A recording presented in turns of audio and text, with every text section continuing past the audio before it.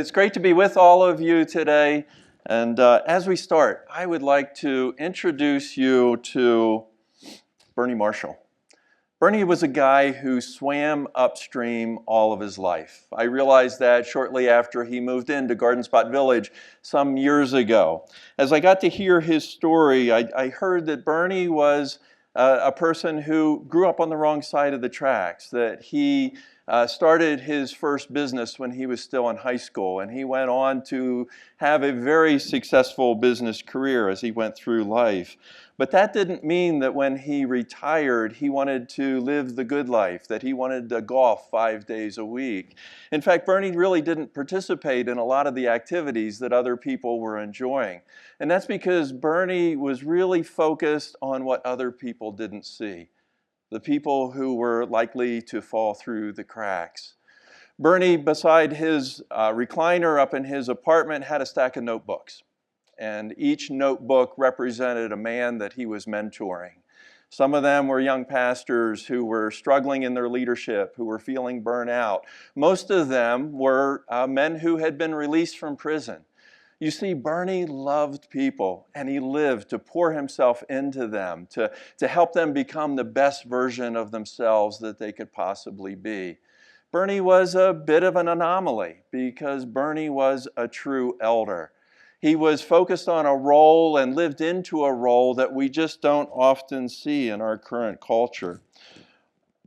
But it wasn't always that way. Throughout most of history, elders occupied honored roles in society as sages and seers, as guardians of the traditions, and as instructors of the young. They were the ones who had been through the droughts and the floods, through good seasons and bad, through times of abundance as well as times of hardship. And they had learned the lessons through all of that the young people needed to hear. So the elders had a voice in their community. But as we know, at the beginning of the Industrial Revolution, with its high value on a strong back and on technological knowledge, older adults lost that esteemed place in society. They fell into that disempowered state that we now know as normal old age. If you think about it, we now find our wisdom not from the people who have lived a long life, but from a YouTube video or a TikTok post.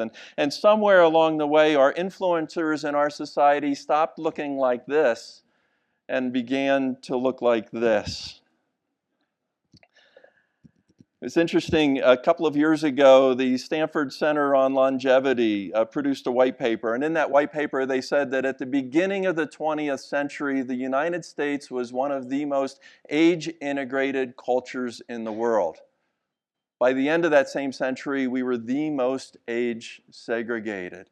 And the folks at Stanford said we have lost so much as a culture because we have moved older adults to the sidelines in our society. And we have positioned the season of life when your contribution to society is over. And because we live in such an age-segregated society, we miss out on things like knowledge transfer between both generations. We miss out on the opportunities for emotional support and companionship that both older people and younger people are desperate for. We miss out on opportunities to break down stereotypes between both age groups. We miss out on things like empathy and understanding for both groups of people, opportunities to build community and a sense of social cohesion that our country is really lacking in right now. And the list can go on and on. There's health benefits, there's economic benefits when we come together as generations and when we enjoy the relationships that brings about. It is a total win-win. So how is it that we haven't realized that? Or in the words of this Tanzanian elder, how is it that a people who are so technologically advanced, who have figured out so many complex things, have not figured out how to create a meaningful role for older people and ensure that younger people respect and carry on the important traditions that you value the most? And he's not wrong. So how do we begin to recover that role for older people in our society? How do we begin to bring the generations back together? And ultimately, what does it mean to be an elder in 21st century America? Several years ago, I had an opportunity to be in Winnipeg for a strategic planning retreat for an international aid agency. And during the 3 days that we were there, we were seated around tables with a group of people. And one of the persons at my table was a guy named Harley Eagle. And Harley was a member of the Dakota tribe, and he did restorative justice work with First Nations people in Canada. And you have to understand, when I was growing up, when I was a kid, I was absolutely fascinated with Native American culture. I read everything that I could get my hands on. And one of the things I remember reading was how important the role of elder was in that culture. And so for those 3 days, I pestered poor Harley relentlessly about questions of culture. What did it mean to be an elder? How did one get to be an elder? Was there a list of job duties for that? Was there training to be an elder? And on and on and on. And at one point, Harley stopped me and he said, "Steve, I think there's something you need to understand." He said, "Not all of our people become elders as they age. A lot of our folks just get old and cranky in our culture the same way they do in yours. Those are not the elders." He said the elders are the ones who've taken the time to learn the stories of our people, who've done the work to harvest the wisdom from their own lives. And then most importantly, the elders are the ones who actively work to share all of that with younger generations. Shortly after we were together for those 3 days, Harley sent me one of the great gifts that I've been given. It was a list or a recordings of elders that he had taken, older people in the tribe who had shared their stories, who had shared their wisdom with younger people. And I want to share a short clip with you today. And we don't have time for you to hear the whole story of this elder, but he was a man who had lived through a lot of difficult times. He had suffered a lot. He saw his father die at the hands of a group of white men. Shortly after that, he was sent off to a boarding school where they actively worked to strip away his cultural identity. And the rest of his life didn't get any easier.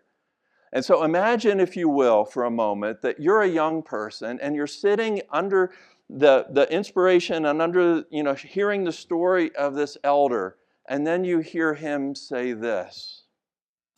But it's all based on relationship. Mitakoyasi. That's what we work with. About 25 years or so, I stood on a hill, and at dawn, I cried because I forgive. It was the most painful decision I ever made. But I forgive, and I cried that morning. And every day that I wake up, I tell myself, remember, you forgive. Till I actually believe it and practiced it. So we're very human. We don't work with miracles. We don't work with magic. We work from our heart and our minds. And sometimes it brings tears to do that. And that's a powerful statement. But we're here for a purpose. And that's why we try. Pilamaya. You get a sense in listening to that how profound it can be when an elder has taken the time to really dig into their life, to begin to articulate the wisdom that they've acquired so that they can share that with others. And as I listened to Harley that day, and as I went through these recordings that he sent me, it became clear that we need a new vision for our culture that begins to realize the value that all generations can bring to the table. That an age-integrated culture is best for everyone. And it was in that conversation with Harley that I began to realize the huge impact that we can have if we begin to rethink this time of life as older adults, as simply a time to relax and coast to the finish line, but rather rethink it as the climactic chapter in the stories of our lives. A chance to be good stewards of the lives that we have been given, a good steward of the stories that have shaped the people that we have become.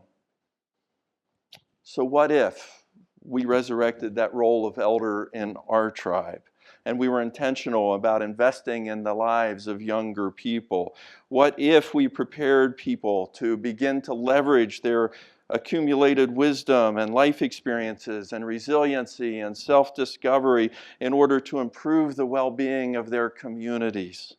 What if we created a future that recognizes that a long life well lived, when it's shared with others, has profound impacts on our friends and our family and our community around us? That was the question that led us to the development of the Wisdom Project some 4 years ago in collaboration with a local college.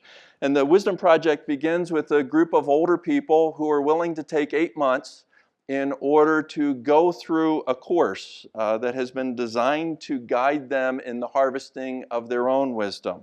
And there's writing assignments, and there's reading assignments, and there's group discussion, and there's sharing, and there's all the rest as they begin to work through that process. And each month has a different focus that helps them to begin to develop a deeper understanding of their story and a deeper appreciation of the experiences that they've had in life. And then it begins to shape the way that they can share that story so that it can positively impact younger people. And I think this is really different from all of the programs out there that are designed to write the story of your life. They're good programs and they do a good thing, but they end up, the goal of that is to create a narrative. I did this, then I did that, then I did the other thing. And this is about life review work in the Wisdom Project. It's about kind of working through not only your successes, but your failures. Not only the things that you're proud to share, but also the things that you're ashamed to admit. Beginning to wrestle with all of that and beginning to kind of pull out the life lessons that then you can transfer to younger people as they go through life themselves.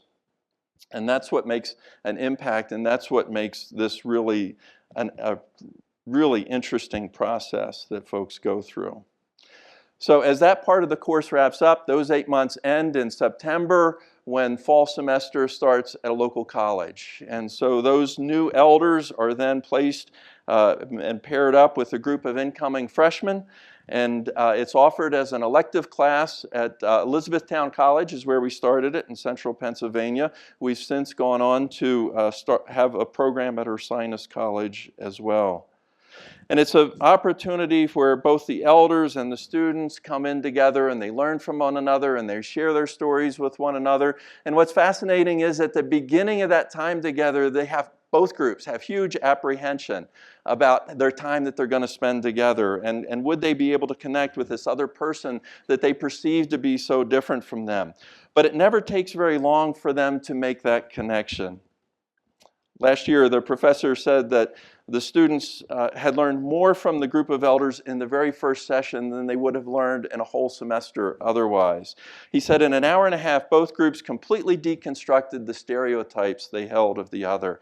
And it only gets better as they travel through the semester together. And by the end of that time, the students oftentimes share that their friends are telling them, "You're so lucky to be in a class with the elders." And at the end of that semester, when they report out, they share the life lessons that they have gathered from spending all those hours with an older person. And you have to understand that this is a generation of young people that is just riddled with anxiety, that has so much experience and things that make them fragile. The stress, the uncertainty, the mental health issues that they live with are just enormous. So at the end of the semester, when they report out, and almost all of them shared that the number one lesson that they've learned during that time with the elders is simply that they're going to be okay. They have this message of resiliency that is new for them, and it has emerged in those conversations, and it's profound and it's life-changing for them. Here's a quick quote quote from a student named Anna who was in the class last year. She said, "I'm leaving this class feeling very fulfilled and grateful for the opportunity to be able to speak with my assigned person, Sandy. It was fascinating to realize that although there's such a wide age gap between the two of us, we are quite the same. She has already taught me so much about life. I think that she'll be someone that I remember forever. I think our world can change if we engaged in conversation more often with the elderly and let them provide their wisdom to us all. I'm feeling very inspired and determined to make my life the best that it can be. I've also reflected on what's most important in life, and Sandy has allowed me to realize those things." And so the impact has just been profound for both the elders and the youngers. And it's a program that we've put in place not only at these two colleges, but we also have grandparents in residence who are serving at a local summer camp because kids coming to camp have so much anxiety. We have elders who are working at a local youth center, mentoring young people. We even have elders who are going overseas to countries like Kenya and Dominican Republic and Honduras to love on a bunch of kids in those countries. And the impact has been amazing. And it is really the beginning of what we see as a spark of a pro-aging revolution. This is the work that we want to continue to develop and share so that others can enjoy it as well. But we all know that as Maslow's hierarchy of need taught us, you can't really focus on becoming an elder unless you have a safe, affordable place to live. And so in the last few seconds that I have to share with you, I just want to share a second idea, and that is this opportunity for affordable housing. A number of years ago at Garden Spot Communities, we decided we wanted to step into that space and serve people who couldn't afford to live at our retirement communities. And so we, for a whole raft of reasons we don't have time to get into, we decided not to pursue government-funded programs. We decided that we wanted to challenge ourselves to create an affordable housing model that didn't require any government money. And the result of that is cooperative living at Garden Spot Village. It's an opportunity for us to provide a safe, affordable housing for people on a sliding scale fee. Now, what we believe about innovation is that there's very few new ideas that are out there.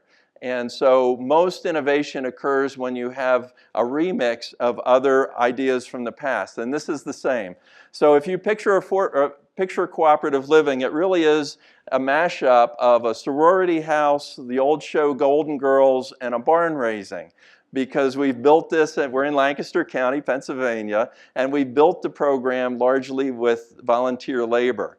So it really is just 5 people who share a house together. There is a sliding scale fee, month-to-month rent, and that fee provides for all of their needs at that house. And it has just been a phenomenal support. It not only serves their affordable housing needs, but it also provides, because they share that house together, it provides a solution for the isolation and loneliness that people oftentimes feel. So this is just the floor plan. Again, a simple 5-bedroom, 5.5 bath house. We have 2 of these built currently. We have a couple more on the way. And it's just one more way that we're trying to live into this envisioned future of Garden Spot Communities of sparking a pro-aging revolution. Thank you. Well,